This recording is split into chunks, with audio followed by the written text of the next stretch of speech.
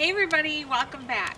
If you can see me through the smoke and my partner in crime here, we are back. So we were bringing you the first in our fireside chat videos. As you can see, our wood is a little bit wet, but that's okay. We finally got it to go. And this big thing in my hand is a marshmallow. We got these big giant square ones from the grocery store. I guess they're made specifically for s'mores. Is that what it is? Yep. So we got, jet puffed marshmallow squares. And we got our trick-or-treat bowl over here, and it's filled with graham crackers and Hershey chocolate bars. What more do we need other than the smoked toy? So, I don't know. We didn't really plan this much. We're just going to start talking about whatever. We were trying to decide. He said, how about talk about Halloween memories is a good way to get it started. Or movies or anything. But Halloween memories are cool with me. So, we know it's kind of smoky and everything, but this is a work in progress, so just bear with us and hopefully you can hear us. I had to move the camera back far enough so that it wouldn't melt from from the fire, and you can't see the camera or the fire in the camera because it's too low, and I don't have a wide enough area so you can see it. Anyways, I'm gonna roast this, and I guess we'll just kind of get started. Which brings me to an interesting point about roasting marshmallows. We learned from our neighbors that we've been doing it wrong our entire lives. So what do? They like putting them in there where they get like a nice golden glow.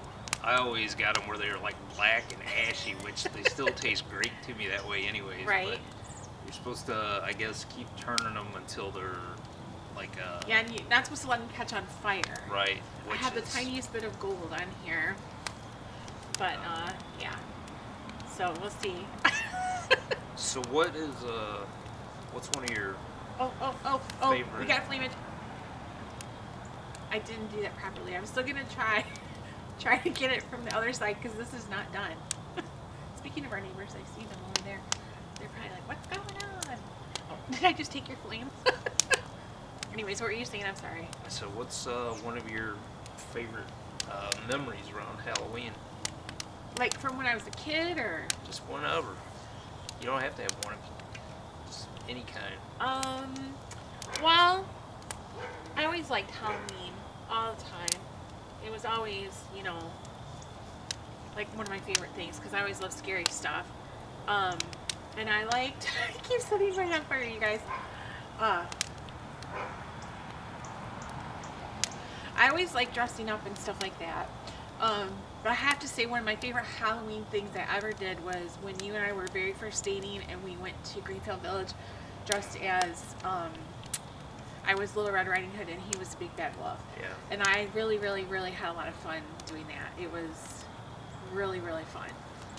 But when I was a kid, I would say one of my favorite Halloween memories is when my grandma took me to a haunted house that they had in our town at the Onstead Park in the woods. And you know how they have that big where the train tracks used to be and it's like up high? You had to go through there and it was like a little haunted woods. That's cool. Yeah. How about you? Well, I mean, when I was a kid, my dad worked a lot of hours and that. But for Halloween, he would make sure he had the night off, and he would take my brother and I trick-or-treating, and we took pillowcases because this is the same neighborhood where I grew up. The houses are a little bit of distance between them and everything, but the street lights were farther apart and that, and we would take pillowcases, but we would get a lot of candy, and he would always take us. And I remember one Halloween, I had sprung a hole in one of my pillowcases, and we had gotten a long ways, and I realized that my pillowcase was getting lower and lower, emptier.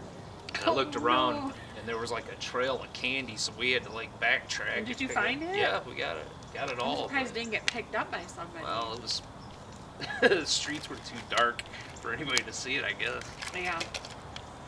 And I remember my cousin Brooks and I were probably one of the first kids ever to trick-or-treat restaurants in this area, like the Burger King, and we went to ram's horn one time, and I could tell that those people had no idea what to do with a trick-or-treater, so they gave us like a handful of those nickel mint chocolates that they would keep by like the the cash Andes register. mints or something. So they gave us some of those, and but it was I loved Halloween. I still love Halloween. Me too. It's just one of those things where We didn't have any restaurants to trick-or-treat at Onstead because Onstead is one of those towns that, oh no, Papa, you eat it. I just had my marshmallow.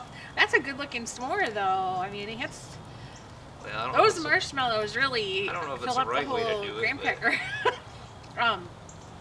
Onstead is a very small town where I was from, and so it didn't have any restaurants or anything like that.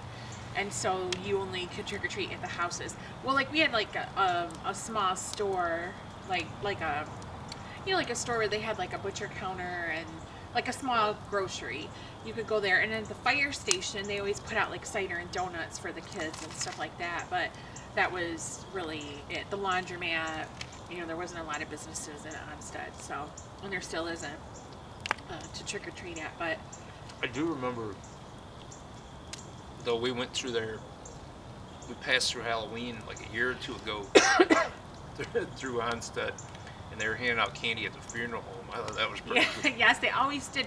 And the funeral home in Onstead is somebody's house. Like they live in half of it, and the other half is the funeral home. So that was always I thought that was kind of neat, though. place to trick or treat when I was a kid, because you were like scared and yet fascinated by the whole thing of it's a funeral home and people also live there. And there was kids in the family that owned the funeral home and operated it, but they were younger than me, so I didn't really know any of them as far as to like spend the night over there, which I don't know if I would have done anyways. but yeah, that was always fun. I never carried a pillowcase though. I always just had a regular bag. I think because I needed to handle easier with my hands, it was easier for me to hold on to like a regular bag, We would hit, man, all these the houses, and then we had the apartments back there, and then you had more houses behind the apartments. So I mean, we would fill up pillowcases. Yeah. So. Yeah. But, oh, and you know what? This is a good memory of Halloween, too. One year, because we lived in town in Onstead for a while, but my dad had horses. He just boarded them someplace else. And I was looking at the moon behind that tree. It's like a crescent moon.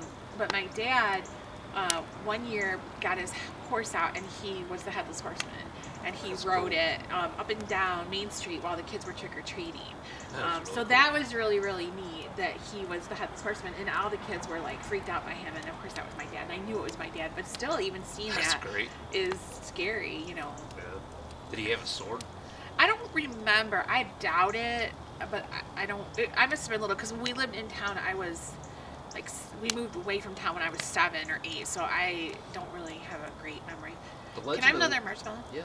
The Legend of Sleepy Hollow is like one of the best stories of all time anyways, as far as horror goes, but especially around Halloween, it just has that. It's a really good story. Plus, it's got that whole fall backdrop and the pumpkins, and the.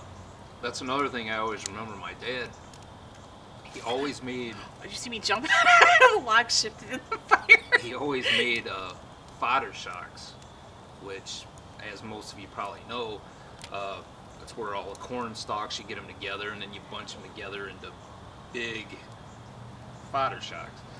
And always loved decorating, always loved making the dummies. Which he still does that. Yeah, I still do it. Ooh, it's getting golden. One of the best ones I ever made, though, which I have to admit, no bragging, but I have to admit it would look pretty dang cool, was I made one of Jason Voorhees, and I actually had the mask. I had like a zombie mask underneath it, so it looked like the decomposing flesh, and he was probably life-size, because the dummy, by the time I was done, was probably a good 6'3", 6'4", and I had him bulked up, and then I had like the flannel shirt which hung over a little bit, so you didn't see like the seams of the dummy or anything, and he was standing out there with a butcher knife and everything, and I think I set up a coffin one time too, a really cool wooden coffin, which I still have. But a friend of mine, his mother's boyfriend made it. And the guy was like a really good carpenter, and he wound up giving it the coffin to me, and I put like a zombie in a suit and stuck it in there and had it in the front yard and everything. But it's definitely got a lot of people stopping by to look at it and everything. The only thing is with this neighborhood is they're, like I said, the houses and stuff are a little bit of distance apart, and the street lights are kind of farther apart and everything. And over the years, I guess the generation gaps, and a lot of families moved into the apartments and everything, but we don't really get a lot of trick-or-treaters. We might get a handful at the most, you know, the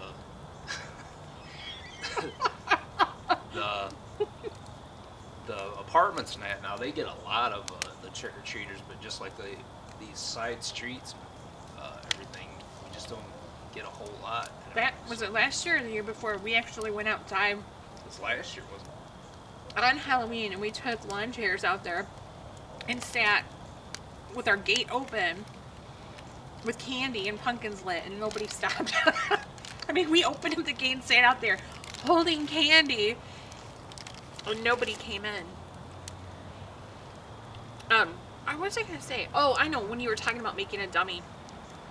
What about when you were a kid and you would go trick-or-treating and there would be like those houses where the person is dressed up but they're like a scarecrow or something, and they're like sitting there like this with a bowl of candy in the lap, and you have to reach forward and grab that. I didn't do it. Dude, I was always chicken. I didn't do it. I would never. One of the best, I was always scared. One of the best ones of those was I was trick-or-treating one time, and the people had a dummy laying in the yard, and it was a werewolf, and but they were standing there at the door with their candy and everything. So you walked, or you know, you're like, that's a cool wolf man, and that. And you walk up and get your candy, and you turn around and start to walk back, and then all of a sudden the werewolf is alive and well, and after you that. One of the two though, I remember we were trick-or-treating, and we walked up to this house, and there was this big vampire standing there, you know. And as we were getting close, we were like, trick or treat, you know, and we were waiting to, giving them the opportunity to open the door, you know, to hand them the candy so you could step back and have enough room. And little did we know that the glass was gone in the door, so he just like grabs a handful of candy and reaches right through, man. It startled I bet that would scare you. And one time we were trick-or-treating, and there was a little girl handing out her dad's comic books, which I guess he probably set them there to give them out, which is really cool to get comic books anyways. But she was like giving like 4 or 5 comics to each kid, which I'm sure he probably meant for one for each one, but that was pretty neat. Yeah, but again, fall, I guess, is special anywhere, but especially here in the Midwest, it's just you get these the color changes, and you know, one thing about Michigan is you have 4 very distinct seasons, and fall is just, it's always been my favorite, and just Halloween, I've always loved scary stuff ever since I can remember.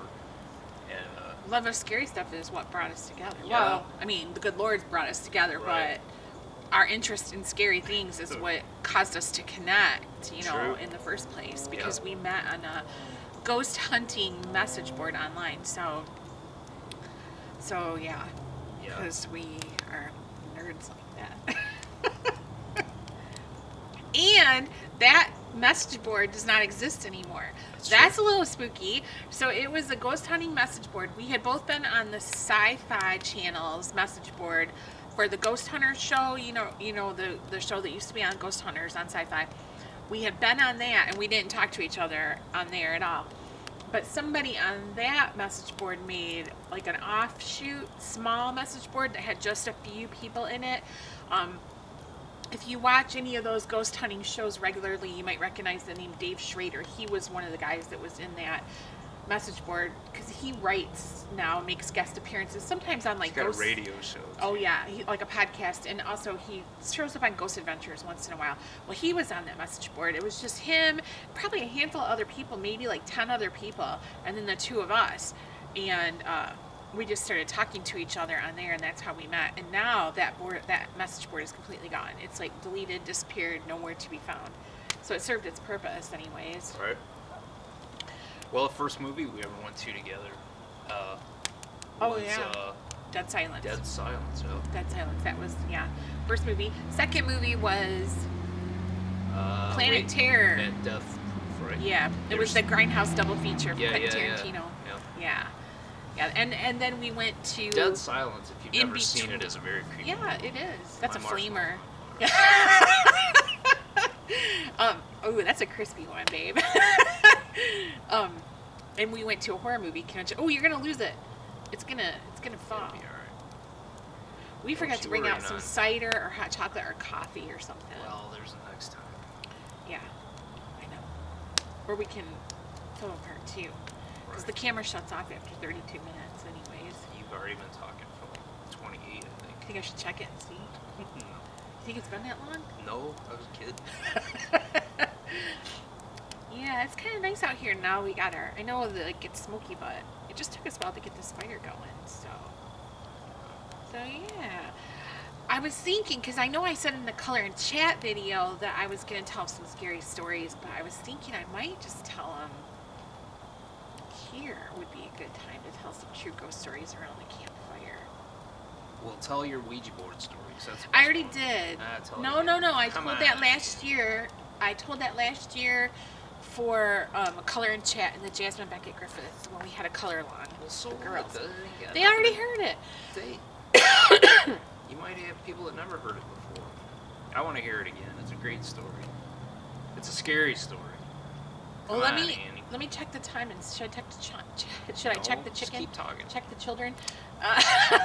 All right. So I was with my friends at home. This was probably when I was like 15, 16 years old. And we were using the Ouija board at my house. I had friends over and they were spending the night and we were using the Ouija board, which I would not do or recommend now. But, you know, when you're a kid, you're stupid. And so we were using the Ouija board and we were asking it really like stupid questions like kids always ask. And so we asked it to, I think my friend Cheryl, she's the one that asked, if you're real, give us a sign. And the phone rang. Now, this was like in the 80s, so, you know, it was like a phone on the wall, you know. And my parents were gone, and we were home alone, us girls were. And the phone rang, and so I jumped up to get it. Oops, I already got to backtrack. When we were using it, the spirit told us its name was Michael. It said its name was Michael, okay? So then Cheryl said, if you're real, give us a sign. And the phone rang, and I jumped up to get it, and I said, hello. And like there was a pause, and this man said, is Michael there? And I said, you must have the wrong number. And he said, are you sure? And I said, yes, I'm sure. And I hung up the phone, and that was it. So, and that scared us, but it didn't stop me from using it even more, you know, in school. He's getting some more wood for the fire. If you wonder where he disappeared to all of a sudden, because we're running low on it now. It's getting down there, and it's just all smoky. I wonder if you could look through the viewfinder really quick and see if we can still have enough light, you think? Or no, are we losing light? Can you see me at all? I can't see at all. Can't see it all. No. Okay, well, you might as well. We're going to turn this off since you can't see us at all. We'll build up the fire. We might start again. All right, you guys? So hang tight for another one. Live and learn.